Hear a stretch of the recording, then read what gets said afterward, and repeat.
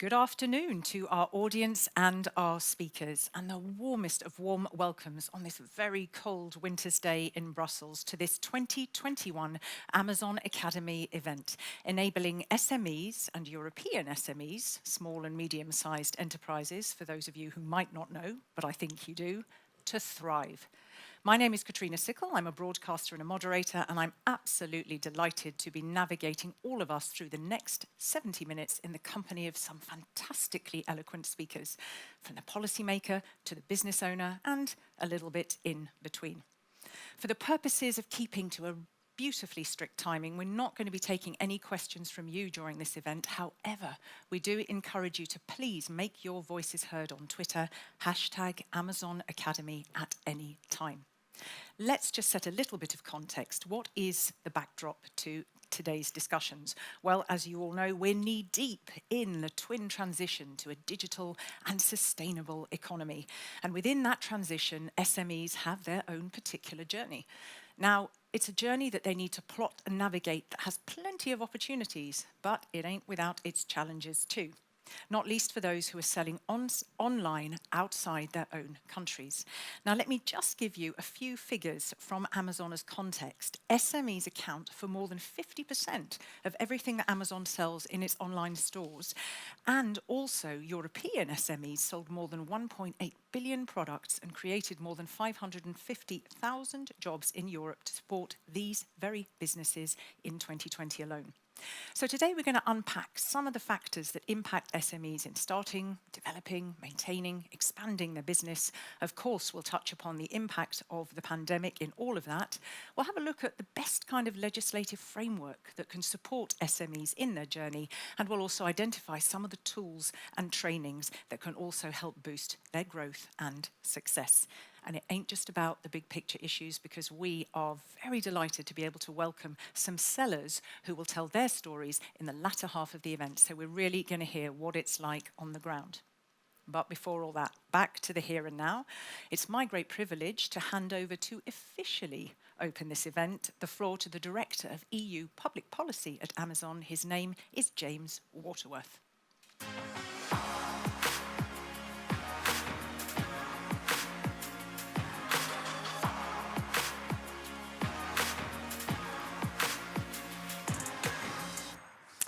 A very, very warm welcome to you, James. Now, we are splendidly far apart, as we should be, but it is so fabulous to have somebody physically with me because it's a rarity as a moderator. Now, I'll just say a couple of words about you. You're a bit of a government affairs whiz, everything related to tech and telecoms and the internet, and you're a regular contributor in terms of broadcasting, so that's very impressive. But the thing that most impressed me, James, is the fact that you can speak Finnish.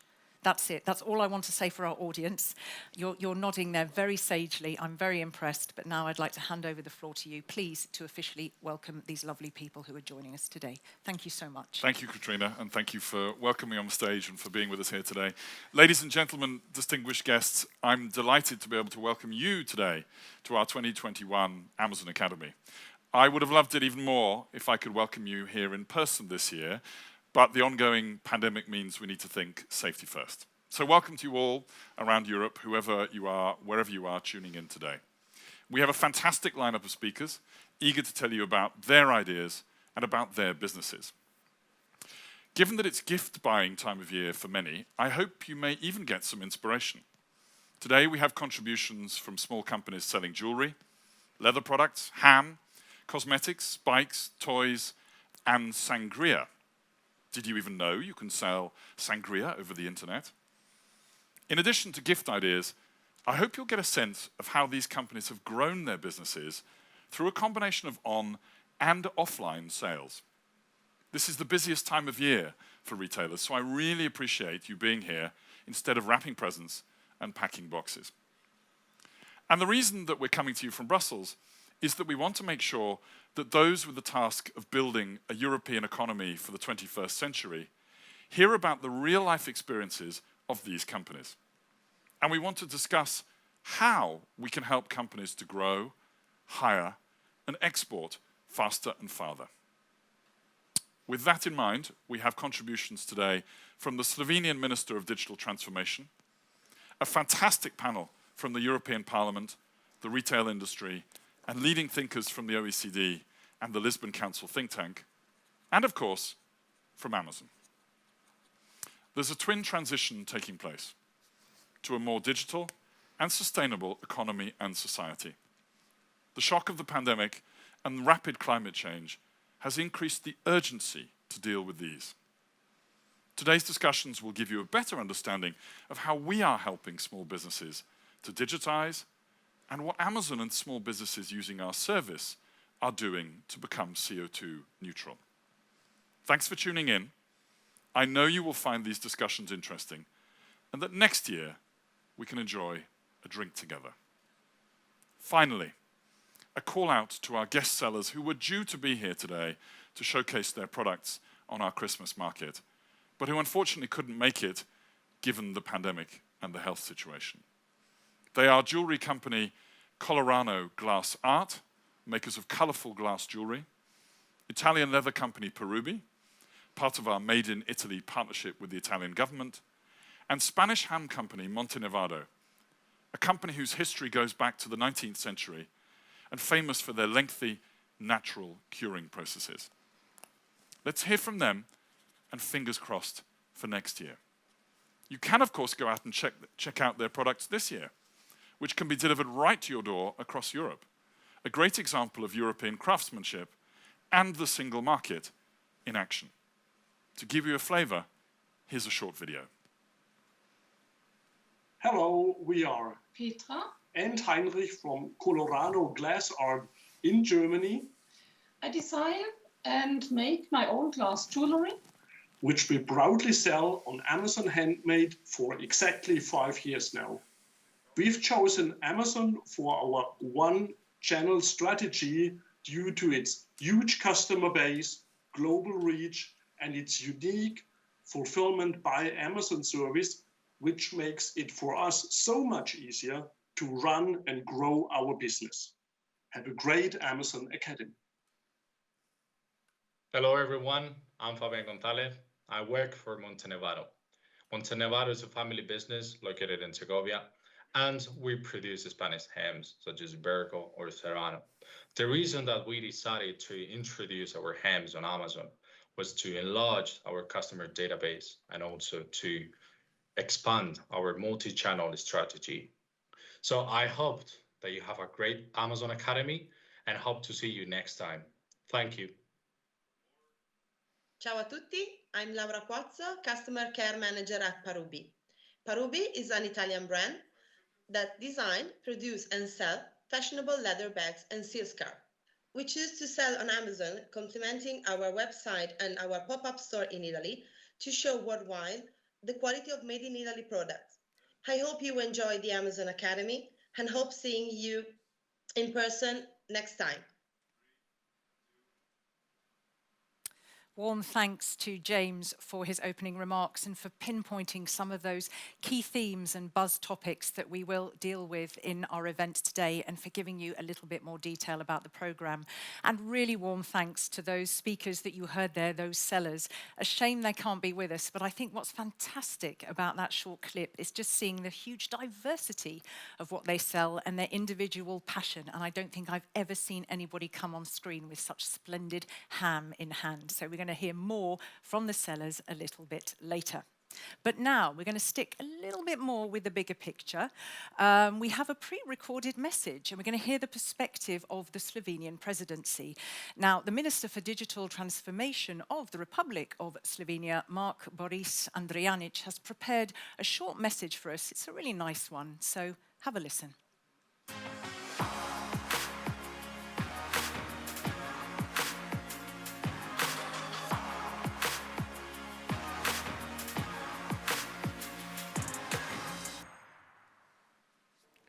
Dear friends, it is a pleasure to be with you today. I would like to congratulate Amazon for organizing this excellent event dedicated to European SMEs. Supporting SMEs is absolutely crucial for Europe's success. They employ over 83 million people, which translates into 2 out of 3 jobs in the European private sector. Moreover, they contribute 3.5 trillion euros to the EU economy and generate 53% of the entire value added. However, since the vast majority of SMEs are micro-sized enterprises which only employ fewer than 9 people, their access to cutting-edge technologies, big data, and digital skills is much more limited compared to larger companies.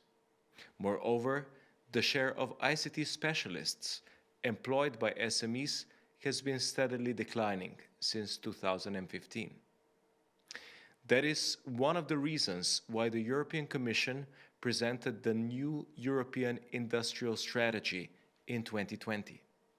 According to this ambitious document, digital and green transformation of SMEs play a key role in Europe's future growth and resilience. The good news is that there is an increasing number of EU programs and regulations supporting SMEs. I'm delighted that we are also seeing more and more private initiatives in this area. I'm grateful to Amazon for leading the charge with their excellent programs aimed at SMEs. These efforts are more precious than ever, since SMEs suffered greatly during this pandemic. Therefore, it is our joint responsibility to help them recover and grow even stronger. It is no coincidence that Slovenia decided to elevate digital transformation to the very top of our EU presidency agenda. I am proud that we have achieved meaningful progress on the EU regulations in the area of digital services and markets, AI, and data governance. These and many other files are designed to empower European entrepreneurs as well as consumers. I'm especially proud of the progress made with the Digital Services Act package, which will create a safer and more open European digital space. It will also establish a level playing field, setting clear and balanced responsibilities for online businesses. I would also like to highlight the importance of the Data Governance Act. We all know that bits of data fuel our economies and drive innovation. That's why I believe that the creation of the European single market for data will be a game changer for the European digital economy and particularly for SMEs. In addition to the EU measures, there are many national and regional initiatives supporting SMEs. I'm proud that digital transformation has gained a new momentum this year in my home country of Slovenia. We're implementing 40 ambitious measures that will accelerate digital transformation of government services, healthcare, economy, education, and the society as a whole. We are relentlessly cutting the red tape and lowering taxes for SMEs.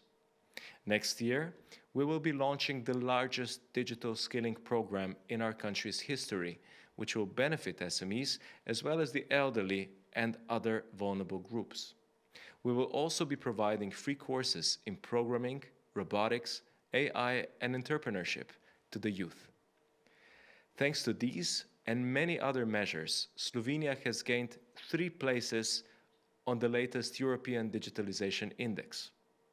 Our goal is to propel Slovenia among 5 most digitally advanced European countries by the end of this decade. Dear friends, I'm absolutely confident that Europe will bounce back stronger than ever if we work together and learn from each other.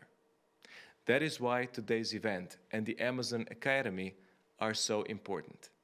I wish you a fantastic event and many, many more successes in the future. Thank you and good luck. Thank you so much to the Minister there. And I think when I heard his words saying, we've really under our presidency elevated this whole digital transformation, we've very much focused on it. All of those examples of what they've done, very, very impressive. And thank you to him for also citing some of the important sectors and services and different groups of people who benefit from the digital transformation in all sorts of different ways. Thanks to also for pinpointing and highlighting some of those EU policy areas and measures. And of course, talking about the importance of measures at national level too. Now, before I invite our next speaker to join us, he is joining us live, we do have another video for you. It's a good one because it's going to provide you with some top-line facts and figures about Amazon's specific support of SMEs in 2020. So have a look.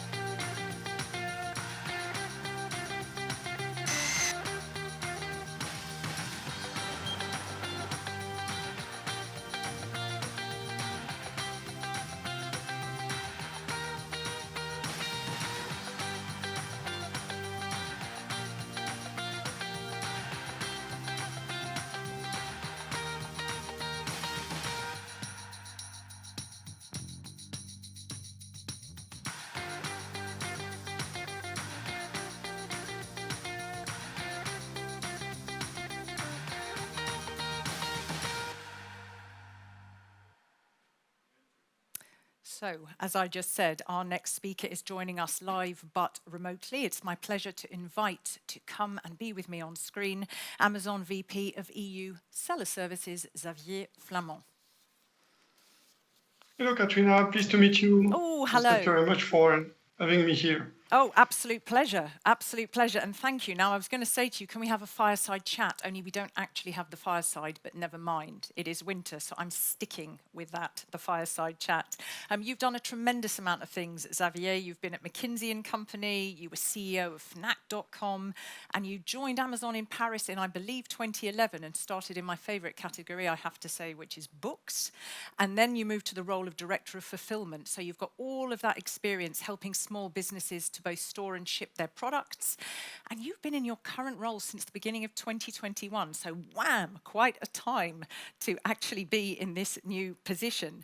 I have 4 key questions for you, if I may, so that we can just go in a little bit of the details about how Amazon really is supporting these SMEs. First of all, we've heard a little bit already from James, but just tell us a little bit more about why SMEs are so important to Amazon. Sure. Thank you for the question. You see in the video that SME are really the lifeblood of both the European economy, but also Amazon. So SME are key to us. They are good for our customers. They represent more than 50% of the sales on our different stores. And they bring the selection that they create. They bring choice to our customers. They bring value by bringing more offers and more competitive prices to our different customers. So what is good for SME is generally very good for Amazon overall. We have more than 185,000 SMEs sitting in Europe today, and they bring all this innovation that is reflected in the selection. As a seller, when you sell on Amazon, 200 countries open to you. So it becomes like a true door to the world.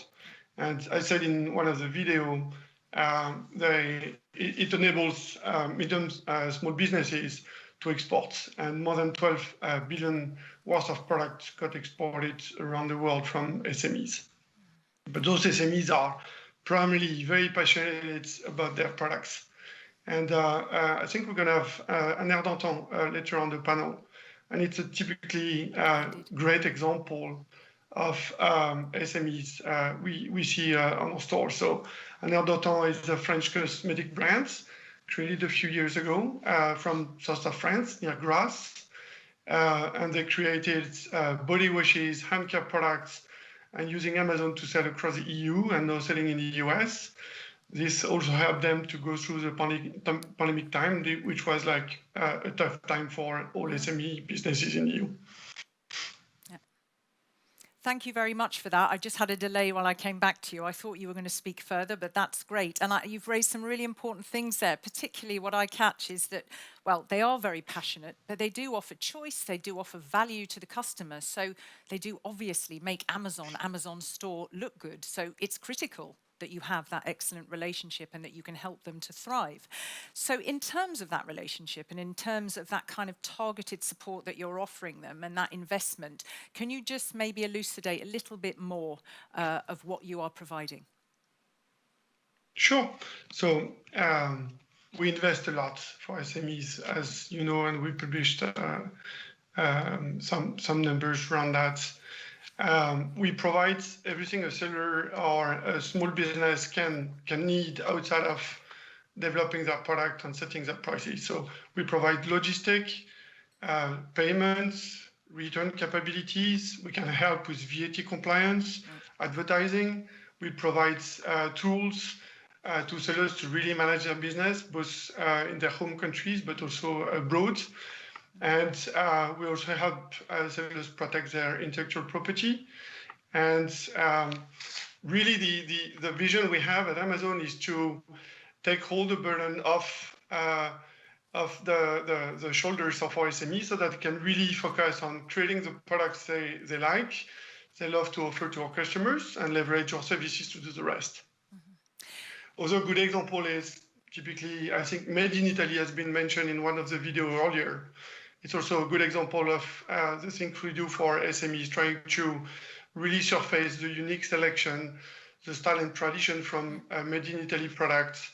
And when you sell on Made in Italy, your product going to be surfaced in the different stores in different countries across the EU, but also in the US or Japan. And Amazon is not just like a store. We're also here to help with Amazon Web Services, or AWS, Cloud Computing Service Provider. AWS provides the tools, the services for startup to build online product and services. So the computing, the network, the storage, access to artificial intelligence, machine learning capabilities, all this is part of the AWS set of services that SMEs can access. And a great example is, you probably don't know Forest, which is a software company with an AWS cloud company, 100%. And they help beauty salon and spa owners to develop their business and manage their activities. So they currently have something like 90,000 salon and spa professionals globally. And they provide the marketing tools, the management tools, the growth software that are needed to manage such businesses. So AWS is also a very important way for Amazon to support small businesses, giving access at low cost to very powerful technology so that entrepreneurs can really innovate. What I hear you there, it's very interesting. There was I scribbling. I'm trying to keep up, but what I hear is it's when you're buying from Amazon, when you're a customer, you don't have that concept of what's behind it, and what you lay out there is, everything from help with VAT compliance, IP, social media, marketing, all of the digital infrastructure. So it really is very, very holistic and robust support. And we are going to hear, as you've said, from a handful of those fantastic businesses that started, well, either prior to on Amazon Store or even one during the pandemic. Anything specific you'd want to say about what you did during the pandemic to particularly give a boost to those SMEs? I know you've got some programs, I think, that you also set up with government. James mentioned one, you've mentioned one. Was that specific to the pandemic? What were you doing during that time? Yeah, thank you for the question. The pandemic has been a particularly difficult time for SMEs. And we try to help with new digitalization. So we build up training programs, what we call Small Business Accelerator, across all EU countries to help digitalization. So we offer training, online expertise, live events, and a set of services. And more than 500,000 of EU SMEs participated in those trainings to either sell on Amazon at some point or not. But our goal was really to help them to get through digitalization paths and moving online. Don't say digitalization when you're drunk. That's what I would say. That's a difficult one to get. Trust me, I've done that so many times. Yeah. It's a hard one. Don't say it when you've had more than a few of, well, the sangrias that James mentioned that we're going to hear about a little bit later. A last question, because I've got my eye on the clock. I am mistress of the clock. Now, we are joined today, I said, by stakeholders from across the ecosystem. We've got lawmakers, we've got, well, those working in politics. We've got a lovely MEP. So you're listening to those small and medium-sized enterprises that are selling on Amazon. Do you think there's anything specific that could be done to improve their experience, particularly from a policy-making perspective? Sure. First, I'd like to thank Ivan Stefanek, member of the EU Parliament, for being here with us and supporting the SMEs across the EU. Very important to us, as I said before. SME created 500,000 jobs. The one that sell on Amazon created 500,000 jobs to run their activities. So they have a big impact on the local economy. They have a big impact on Amazon. Something which is really close to us is sustainable development, helping sellers to develop more sustainable products, selling more through more sustainable means. So I think it's an area where definitely we could help SME along the way of improving our CO or carbon footprint. I'm also very keen to share with the EU Commission and institutions what we know about digitalization and share the feedback that we receive from the different sellers, especially in the process simplification to allow them to sell online. So yeah, these are the few points I wanted to share. So thank you very much for having me here. Thank you very much, and you've given such a comprehensive overview and some great insights into how Amazon is supporting those SMEs. And often we hear that they are a very particular case. I so often hear, well, they are the backbone of the European economy. Then I hear, but we need some specific help. It's a bit tricky for us sometimes when we're up against the bigger actors. We're going to look at a little bit of that in our next panel. But you fabulously well set the scene for us to build upon in these next two discussions. So it's been absolutely delightful having you with me, and I hope to see you perhaps one day in person. Who knows? Thank you so very much. You can follow the rest of the event from offstage. Thank you. And so now we are going to move directly into the first of those two panels. I beg your pardon. We have 4 guest speakers in this first one, and in it we're going to really explore the role of digitalization. There you go. I said it without stumbling. In the road to business recovery. We're going to look at the trends. We're going to look at the assets as we move forward in this digital era at a cracking rate. I think you will agree. We're going to look at the pitfalls and the challenges that we need to both anticipate and to tackle. So the first thing we need to find out is whose brains am I going to pick? Let's have a look who our speakers are.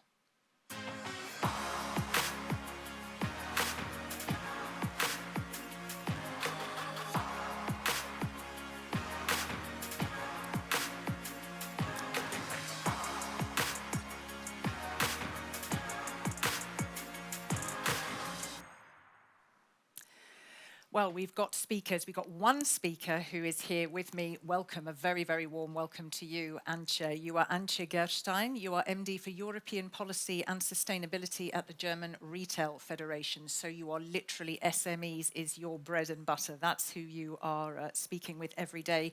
You're also head of the Brussels representation of BDA, of this federation, and a permanent delegate within, importantly, Business Europe. So I'm going to come to you with the first question in a moment, but I'd like to say hello, please, because we have 3 speakers who are joining us remotely. Now, let's say hello. He's been mentioned already to our MEP, Ivan Stefanek. He is a member of both the Committee on the Internal Market and Consumer Protection and also a substitute on the Committee for Industry, Research and Energy. But a lot in his past as a member of the Slovak National Council, he was focusing a lot on economic issues and European affairs, but particularly active in that area of SMEs and entrepreneurship. So it's great that we've got him with us today. I'll come again to you in a moment, Ivan. May I also give a very, very warm welcome to the lovely Lucia Cusmano, who is from the OECD. She's a senior economist and deputy head of the Entrepreneurship, SME and Tourism Division at the OECD Centre for entrepreneurship, small and medium-sized enterprises, regions and cities. So I think she has a lot on her plate. And of course, she leads the OECD work on SME and entrepreneurship transformations and is a bit of a whiz in everything around innovation, sustainability, structural change, and more. And we have a final speaker who also joins us remotely. He is Paul Hofheinz. He is president and co-founder of HALO, the Lisbon Council for Economic Competitiveness and Social Renewal. It's a Brussels-based think tank and policy network, and it has a very specific vision to make a positive contribution through cutting-edge research and dialogue with political leaders and the wider public on some of the biggest economic and social challenges of what I would say is a thrilling century. Would you agree it's a thrilling century, Paul? Yes, I would. Thank you. Okay, I make you sound as though you've been living through this whole century. I do apologise. Well, you have. Of course you have. Yes, thus far you have. You saw the turn. So I'm just going to say to our audience, for the benefit of all these people who have very big brains, I have literally terrorised them into being super short. They have chosen what to leave out. They're going to give you the top lines, really beautifully packaged, just in the interests of time, okay? So that's what I've asked them to do, and they've been very, very generous to keep their contributions beautifully concise. So I'm going to turn to you first, please. Look, the pressure's on. You're with me, and it's just so delightful, Antje. I said there, you know, you're an association. This is it. SMEs, they're your bread and butter. You're talking to them all of the time. I think you said that 90% of your members are SMEs. So what would you say are the three most important actions that we need to consider if we want to support SMEs in Europe and maybe put them in an order of priority, would you say? Yeah, thank you very much, first of all, having me here. It's a great pleasure. I would say setting the frame is very important, and we have to see, we've heard it several times already today. I'm talking about the 3 Ds. So we have that are disruptive factors that will shape our business for the next decades. And that's digitalization indeed, that's demography for sure. We have a labor skills issue, and that's decarbonization. Now, coming to your question, what are the 3 points? I would say digitalization in the sense of infrastructure. So we really need a digital infrastructure, a real digital single market, particularly also in rural areas where we have city centers with which live from retail. Then we need a regulatory framework that is enabling and that will give the space for innovation to be possible.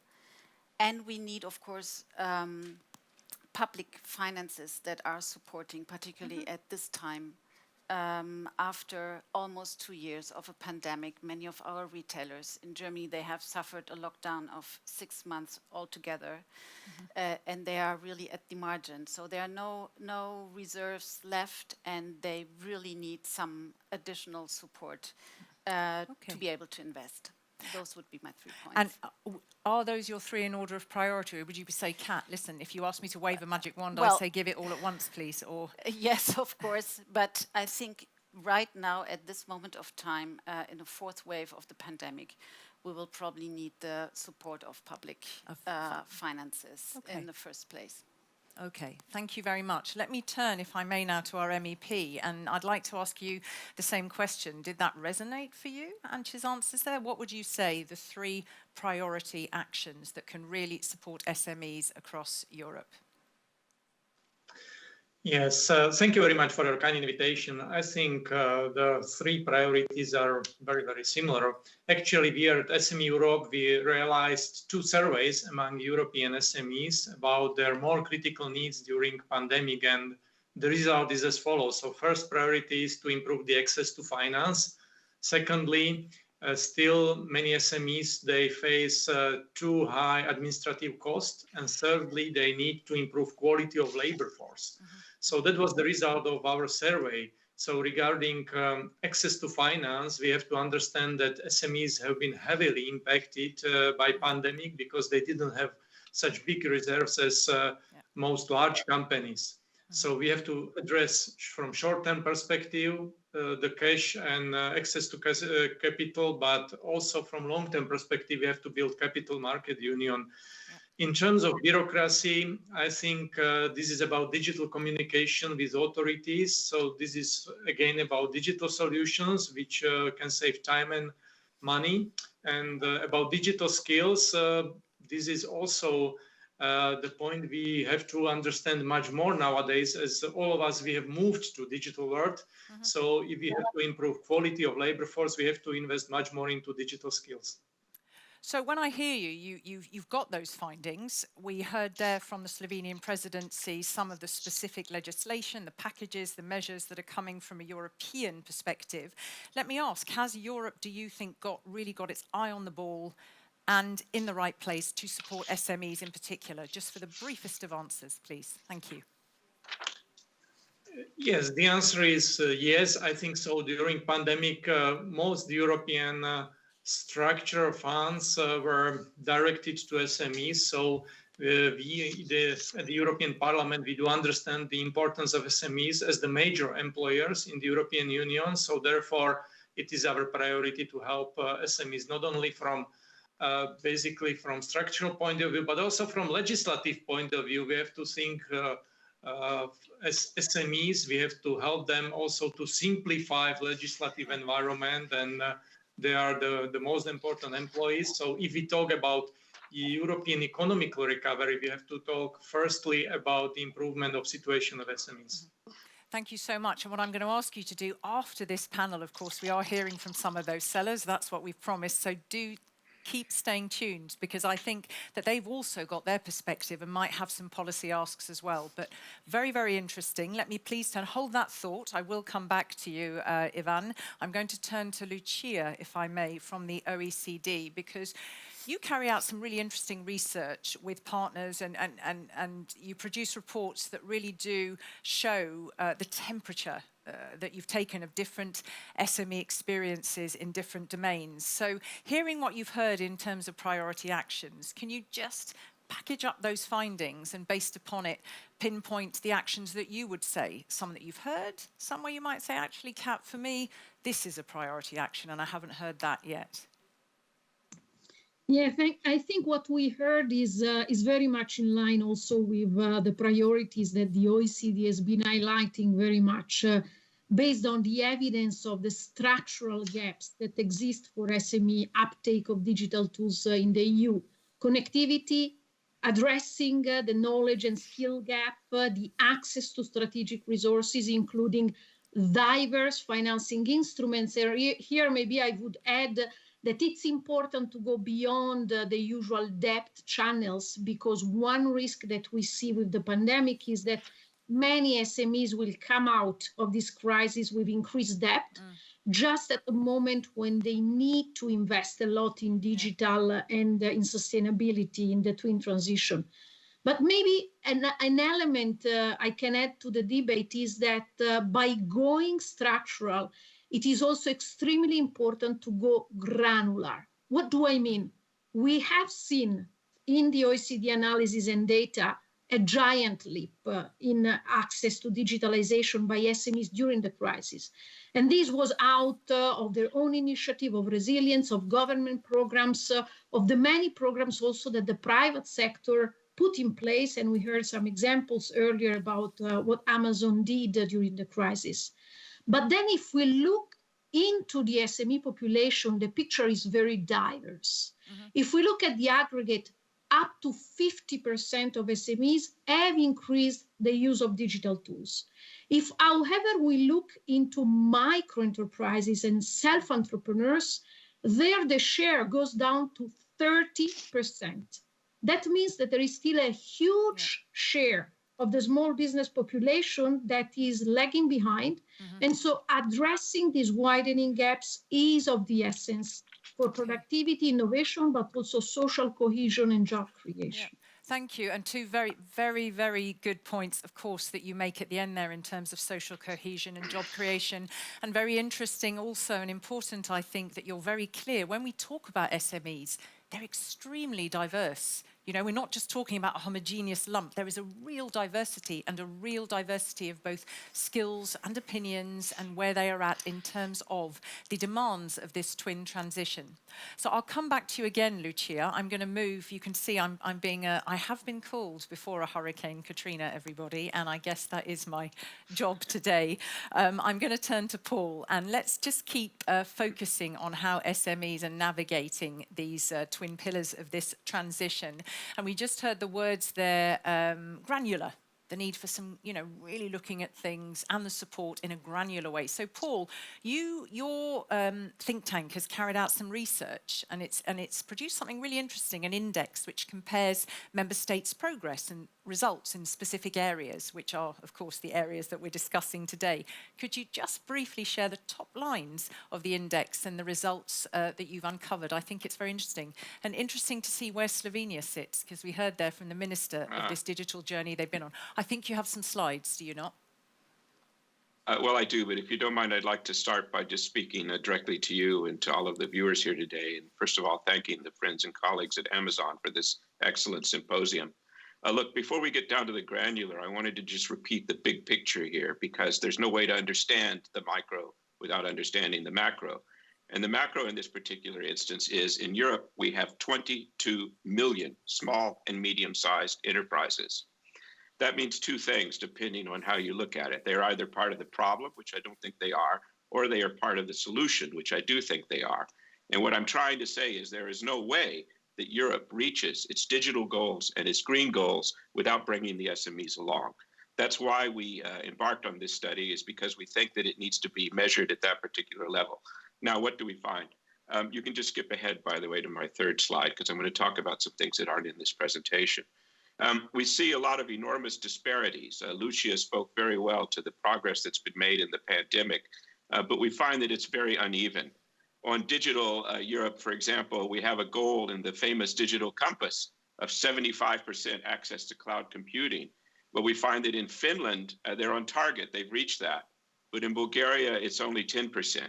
And this is just one example, but we see an enormous number of disparities across the board. By the way, the figures for Europe as a whole on reaching those figures, on reaching those targets, 75% is the target.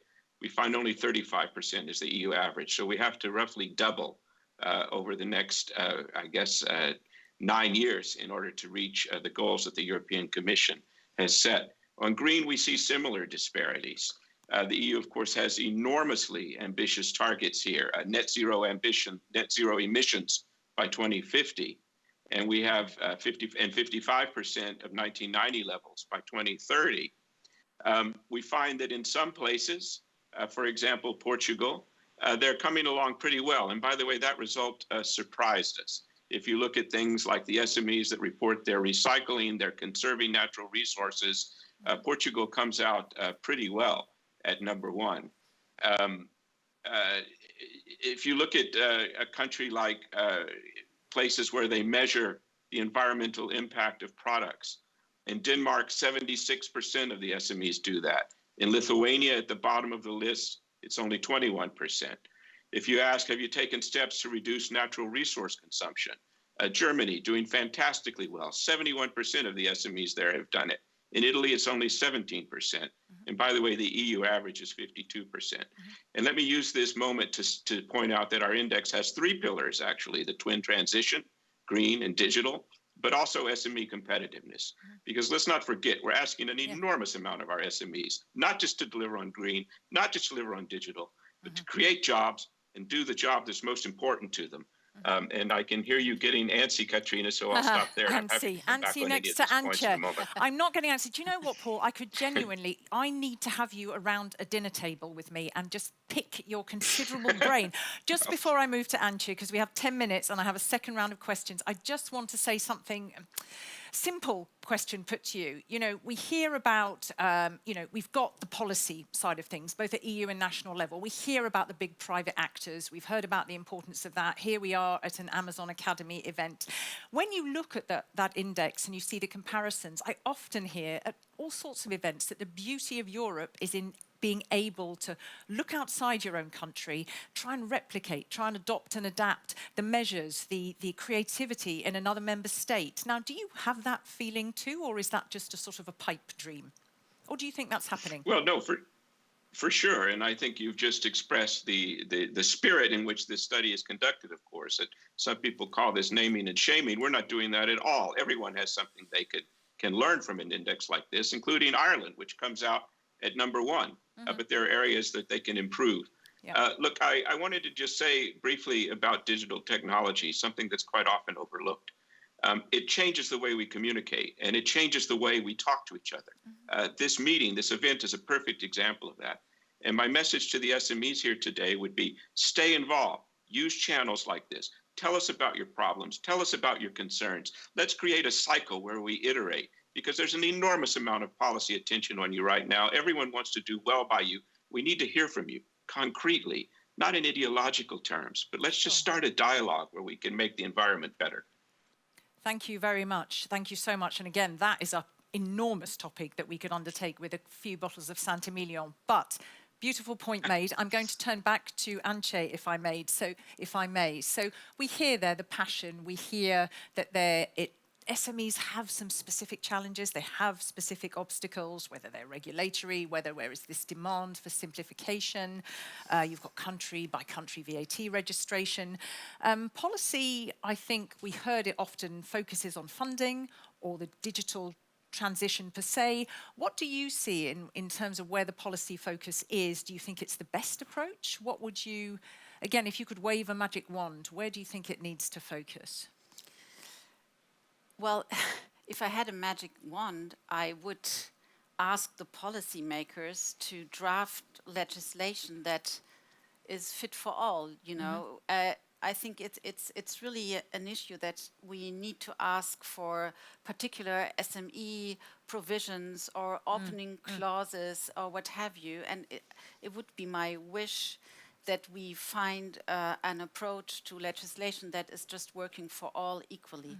I mean, if you ask me, like maybe 2 points which I would address immediately now from a retailer perspective, I think we have at the moment in the European Parliament a very important file, which is the DSA. It has been mentioned before, and this is really policymakers have to keep in mind that really the entry line into online retail are online marketplaces for particularly SMEs.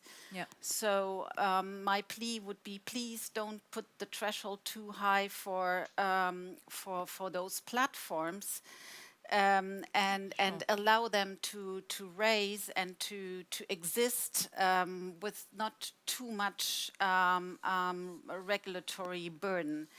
And then the second issue would be, at the moment there are queries in the Parliament from a number of MEPs that want something like a advertising-free internet, and I think you need to be aware, if you have that, that's another threat for SMEs in particular, because advertising is the only channel they can make themselves visible. Normally they don't have the capacity or the means for complicated CEO mechanisms. So those would be really, and if I may, one last point, which is really important for our retailers. It's a completely different issue, but it comes across all the time. This is unfair competition with products from third countries. And we see that particularly on platforms.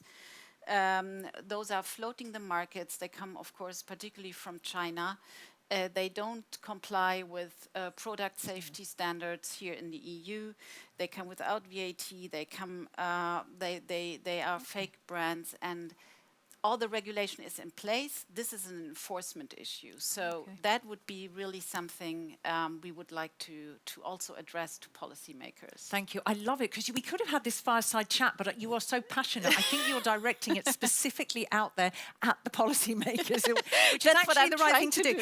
And I come back to you, and I do come 3 very, very good points made, and I come back to the very first one to underline it, because we talked about this when we met before this event, and you said, Katrina, gosh, yes, absolutely. SME's very particular case, but can't we just have a legislation that works for everybody so we don't sort of have that constant coming back and that default comment? Yes, and I think really it's a bit of a trap, because policymakers hear all the time, oh, but it has to be fit for SMEs as well, and they are probably tired of it, but it is an issue. So why not making legislation that is fit for all players? Okay. Thank you very, very much. And I'm going to come to our MEP, to our EU policymaker who is here in the Brussels bubble having all of those good conversations that help shape the legislation. I'm going to ask you, Ivan, what do you hear there and what for you? I mean, if you had to say, you know, is there the best approach? Or perhaps I can just ask you, please, respond to what we heard from Antje there. What do you think of her comments?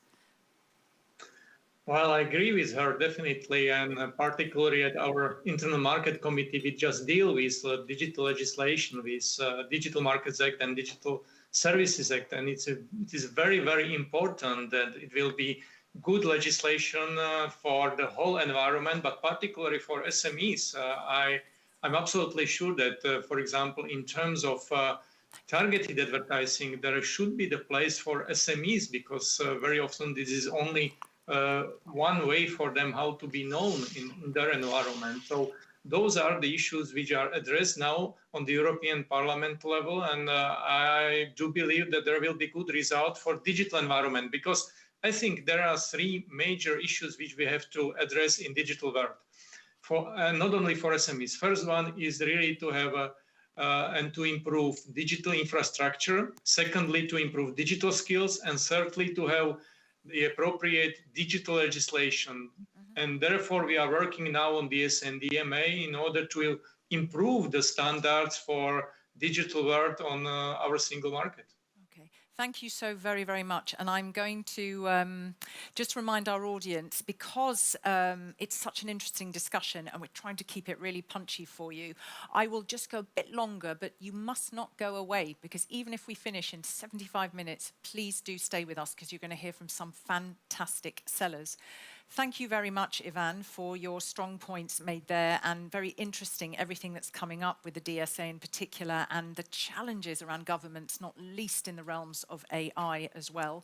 And thank you to Antje for your comments. I'd like to come to Lucia and then close with Paul. And of course, if you can be beautifully concise, I think you're going to kill me if I say those words again. Lucia, let's just focus on funding aspects. And I think you yourself said it's not just about funding instruments, it's about the diversity of funding instruments as well. I mean, how have you seen, because you again have measured this, you've been, you know, taking the temperature more globally and also at European level of an uptake of funding support. Of course, at EU levels, there's the recovery and resilience funds.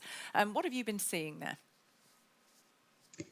We have seen that never as before SMEs have been at the center of the policy intervention. And this, I think, it's natural, because never as before SMEs have been at the center of a crisis. If we think that 75% of jobs in the most affected sectors are in SMEs. So the response by policy was unprecedented in terms of speed, of scope, of type of instruments. We measure, for instance, in the area of digitalization globally, that about 25% of budget was targeting SMEs when looking at measures to improve digitalization.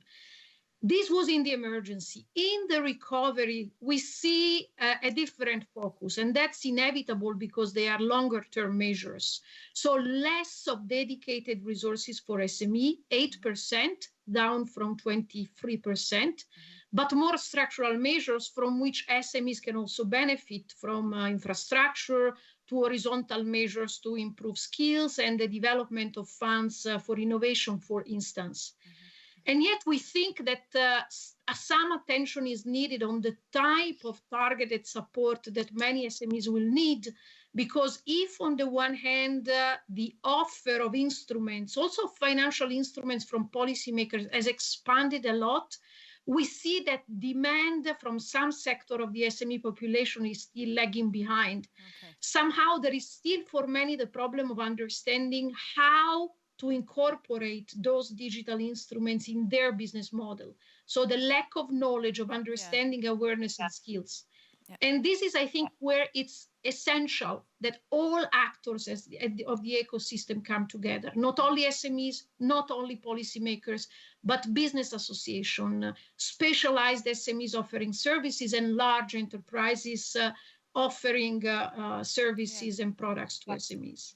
Thank you so very much. I say the same to you. I would invite you to have dinner with me one evening and we can unpack all of this in much greater detail. But thank you so much for your very, very comprehensive and concise input. Now, I'm going to come to Paul there, if I may. And you've given me a lovely, Lucia, segue to this last question to Paul for a beautifully concise response. You talked there, Lucia, about the importance of all actors coming together. And one hears it a lot, absolutely. And it is as it should be. Paul, at the end, in quite a passionate way, you were starting to talk about that dialogue. Tell us your needs, SMEs. You know, you need to be brought along. We need to know. So I just need to know, if you want to improve that business, that government, and more nexus, what exactly do you want to see more of? Be specific in 1.5 minutes. Well, let me start with perhaps an obvious point, which is, yes, we would love to have you involved in this, but at the end of the day, we understand that all SMEs, your first responsibility is running your business, and we're here to help you do that. I mentioned in passing 22 million SMEs in Europe. There's also 14 million unemployed people, and if you do the math, if we could get half of the SMEs in Europe to add one job, we would have full employment in Europe tomorrow. Now, that's a very big part of your responsibility out there. And I guess the last thing I would say, and I almost apologize for this, I want to quote Mahatma Gandhi: be the change that you want to see. That's the best advice that I could give today. It's not about government to give it to you. It's about you working together with all of us to do it together and stay involved. We can't help if you don't talk to us, and we're doing everything we can. And do you think that there are sufficient mechanisms for them to talk to you? Do you feel positive about that? Well, I think Antje has spoken very well to the work that they do, and of course, Lucia, the OECD. Yes, what I'm saying is there's a lot of levers out there. Use them, and do it in a non-ideological way. Tell us about your real problems. Don't complain about red tape or the EU. Let's talk about what's happening out there. We'd like to hear that. Thank you very much. Thank you for your warm words of encouragement and support. And please, of course, never apologize for quoting Mahatma Gandhi. That's absolutely as it should be. Who else? So let me say a warm thank you to you, Paul, a beautifully warm thank you to Lucia, to Ivan, and also to the lovely Antje who is with me. It's been an absolute pleasure. And as I said to all of you, and you, of course, as well, I would love to have more time, but we've tried to keep this beautifully punchy so our delightful audience stays with us throughout. Thank you. We can move now on to our second panel, because we can't complete this event without hearing from more of those sellers. We've talked a lot about them. We've talked a lot about their needs. I really think we need to hear from the horse's mouth, so to speak. So it just remains for me to say, let's have a sneak peek of who those sellers are.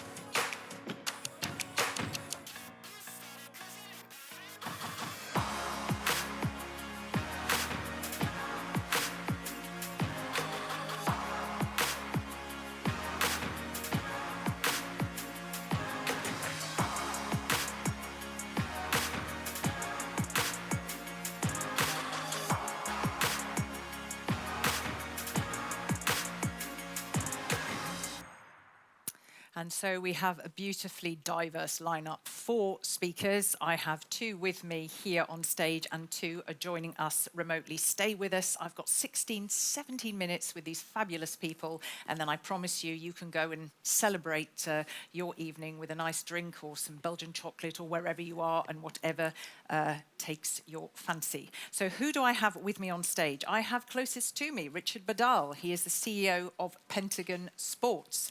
And this is a very, very particular company. I'm just going to say a couple of top lines about it. Richard is a young company, sells bicycles, accessories, leisure items over the internet for more than a decade. Right. I'm almost testing you on this and just asking you to nod if I'm correct. But you are, I mean, even after a decade, you're among the largest online bicycle retailer in Germany, right, and have been named by the FT and Statista as one of the 1,000 fastest growing companies in Europe. So very, very impressive for, as I said, a very young company. Next to you, a little bit further away, because we are honoring the restrictions, we have Christian Krömer of Spielwaren Krömer. Now, your story is a little different because, of course, you started selling with Amazon, online with Amazon during the pandemic. So we're going to come and hear about that story. But this is a company, family company, founded by your parents in the early 80s. Because of you, really, because they were looking for something for you as a baby, because it sells toys and children's clothing and baby equipment. You joined in 2004, and you have 24 toy stores, actual bricks and mortar stores, and an online shop. So we're going to hear about your journey. We've also got online, I'm going to turn to my lovely people online, of course, David Martinez. Now, he is Sangria Man. This is a company that produces trademark Sangria products. It's sangria in cans, and it's a beverage or it's a drink, and it lasts for a very, very long time. And I think the website says it really captures the whole spirit of sangria and literally puts all that fun and fiesta straight into that can. So we're going to be hearing from David very, very shortly. And I said it was diverse, and you saw that from the little clip that we played just before. We've got the lovely Sophie Laporte. Now, Sophie Laporte is one of the founders, a very busy lady, of Un Air d'Antan, which is, of course, a French fragrance and toiletries brand. Now, I'm going to ask Sophie in a moment. You can have a look at some of those products there, because it's great. I've sort of really got, I have to say, I've got my eye on them. Sophie, I'm going to ask her to stay with me now, because the first question is going to go to you. Now, you and your husband, Julien, who happens to be a former MD of some very prestigious beauty brands, created your brand specializing in these fragrances and toiletries while you were in the French Riviera near Grasse. You hooked up with a best friend, Hélène. She was a marketing whiz. You expanded the brand, and now actually you are a well-known across Europe, Canada, and the USA, often Amazon choice on lots of beauty segments and lots of lines, and also available in pharmacies and chains. So a really successful family tale. The first question to you that I'm going to ask again, actually, to 2 of our other speakers is, can you just in a nutshell describe your experience of, selling online on an Amazon store as compared perhaps to another platform? Yes, thank you very much, Katrina. So there is a funny story about Un Air d'Antan. When we created the brand 5 years ago, we didn't create Un Air d'Antan for Amazon or for the online markets. We created Un Air d'Antan for the traditional retailers, just like Monoprix in France or Boots in the UK. We had, as you said, we had a very good experience and good connection because we used to work for big FMCGs company. So we tried to list our brand in those very big retailers, but we failed. We never had any chance to show our brand in the shelves of these retailers. So we naturally went to the idea that the online business was maybe better and that Amazon was the one who would help us to launch our brand.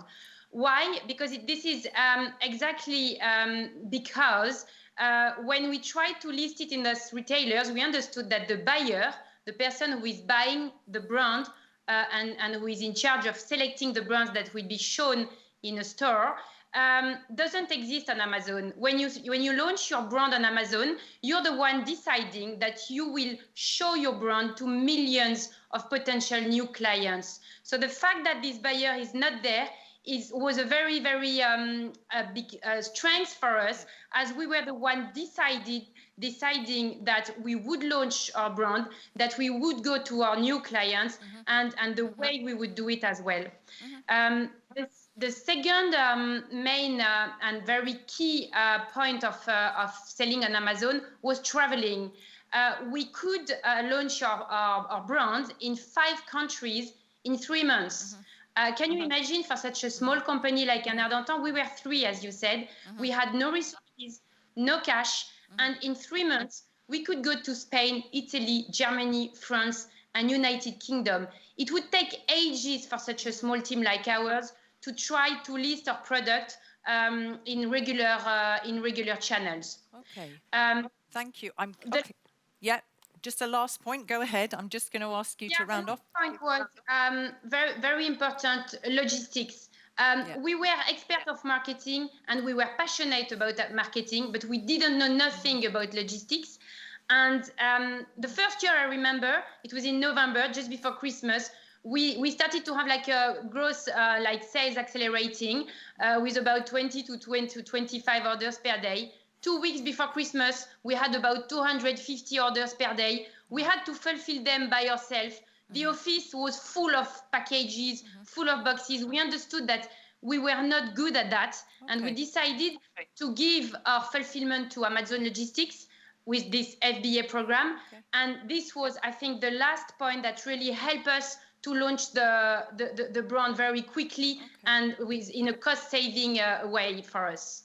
And I think there you heard the critical last words, cost saving. And what I think it's interesting is that when I was speaking to Xavier before, and he was really sort of expanding on the panoply of support, very, very different. You've said where, we were stronger in marketing, but really we were less strong in logistics. So that's where you got some targeted support. And also the fact, I think you said in 3 months, you were selling to 5 countries, which you could never have done without that support. So thank you. Hold that thought for a moment. I'm going to come to David Martinez, and then I'm going to come to these lovely 2 gentlemen who are with me on stage. David, Sangria Republic, what resonated there? I mean, what's your experience of selling products on Amazon? I mean, if you had to compare it or not, perhaps to other channels, but how would you describe that particular experience with this company? Tell us. Well, first, it's every day we have to learn how to manage our business with Amazon. But the key 3 things for us, it gives you direct connection with the customer. That's something that is really important because you can know them and you can know what can work. The other thing is that there are no hidden fees. You know exactly what you're going to pay and what costs are. And that's different from other channels. And the other thing, as Sophie mentioned, is that it allows you to sell in some other markets. It allows you cross-border trade and make it easier. And if there was one thing, I mean, particularly of all of those different elements, have you learned things about compliance or about marketing, or have you also been able to take advantage of other support that Amazon brings?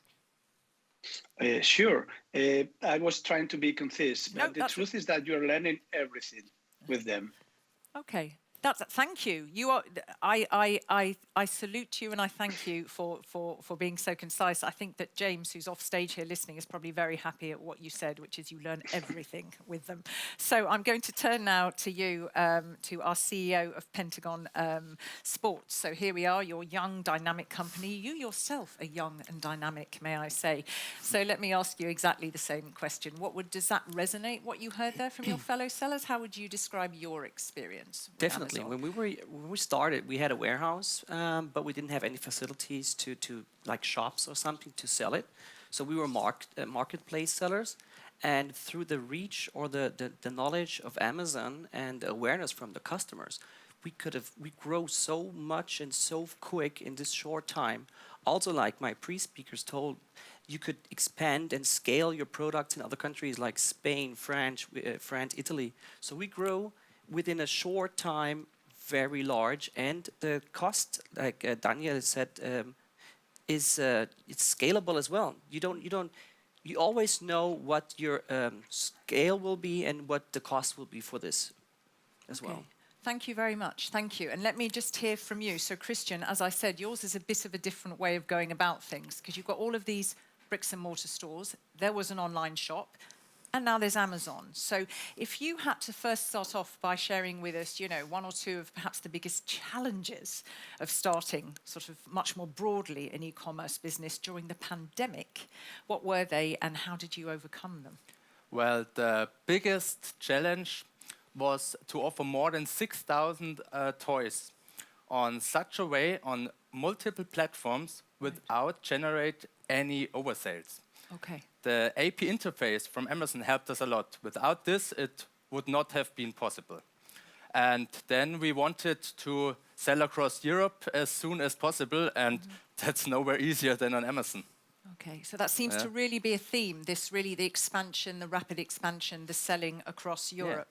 Yeah. Okay, so let me just, I'll stick with you if I may, and just to expand on that, what particularly made you, apart from saying what the value has been, made you want to start selling your products on Amazon specifically, and what programs did you choose to help you do that? Yeah, I always resisted by selling on Amazon because in my opinion, Amazon always was a bit competition for me.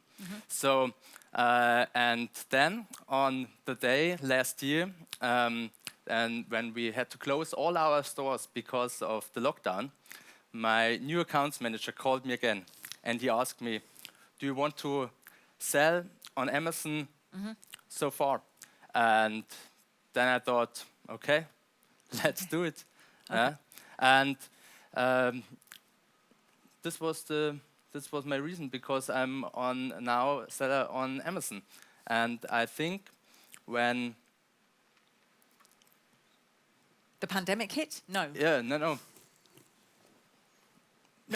No far. No, damn, because I was just waiting. You were the rare person that I didn't cut off there. I was actually waiting to hear more from you. But no, I did have a chuckle when you told me that story off stage, when you said, Katrina, they came to me. I was saying, no. And then suddenly, aha, this is the good moment. And now you have actually profited from this partnership. Yeah. Thank you so very much. I'm going to come, I'm not ignoring you for very long, Mr. Pentagon Sports, but I'm just going to come back and speak, if I may, with David. And can I just ask again, let's just focus briefly on the pandemic and the impact. What was the biggest, and did you have to make a change as a result, I would imagine? Can you just share with us? Well, Catherine, as you can imagine, it was huge. Most of the restaurants, bars were closed or with restriction, as they still are in some places. Obviously, that changed in retailers. They had more power. So for small companies like ours, it's more complicated and tough to get into shelves. Also, 25 million people didn't come to Spain to enjoy sangria probably this summer because of the restrictions in traveling too. But the other thing is that a lot of people lost the fear in buying online, probably groceries and drinks.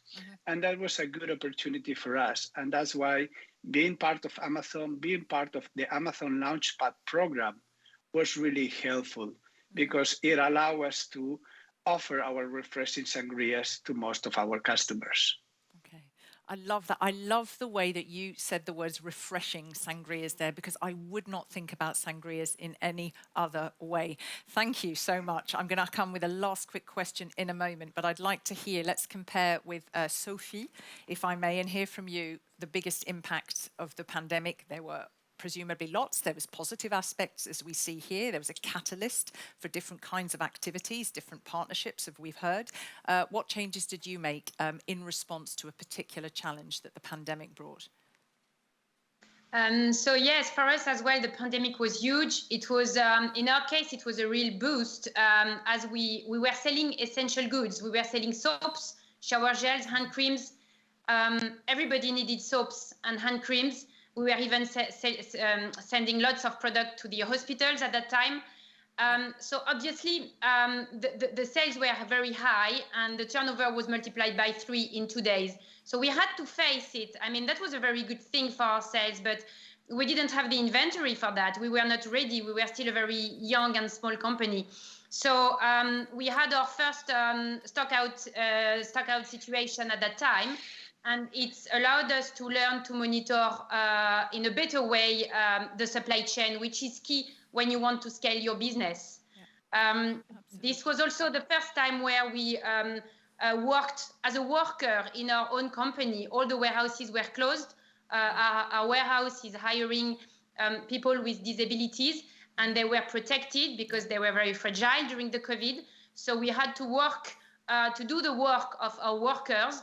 And honestly, I think we understood lots of things at that time. I mean, even if the sales were high, even if we understood that we needed to monitor a little bit better the way we work inside the company. And that was a very good insight for us. Thank you so much. So you are really putting meat on the bones of the quote that's been doing the rounds since the pandemic, never waste a good crisis. I mean, very often when one says as a moderator, opportunities, challenges, and you think, am I being flippant? But there really are opportunities in the challenges that you faced, and you've amply described some of them there. Let me turn now, if I might, please, to you, Richard. Same question. The biggest impact, how did you deal with it? Well, the pandemic for everybody is horrible. Business-wise, for us, it was really good because during the lockdown, nobody could go out. They all bought bikes. That was a problem as well because shipping out 400 bikes a day is logistically horrible for us. So all DHL, UPS, they were full. So we used the Amazon program called Bulky Products, an FBA. We used this as well. This helped us out very good and a lot. So the combination of Amazon and our own warehouse, we really made a good start, although the pandemic was bad for everybody we knew as well. Okay, thank you very much. So all of you lovely people who are watching us, I'm going to wind things up very shortly, but it's very important I just put this last question, which will take a minute in total, to all of these lovely sellers. And I'm going to start with Christian. And I think the obvious question to say is, you know, I said I would ask this, if you could just wave that magic wand and have a policy change, what would you ask for if you felt, you know, this is going to make growing my business even easier? Yes, I think a single point of contact for VAT would be a huge relief for us. Right. To push our European-wide expansion even further.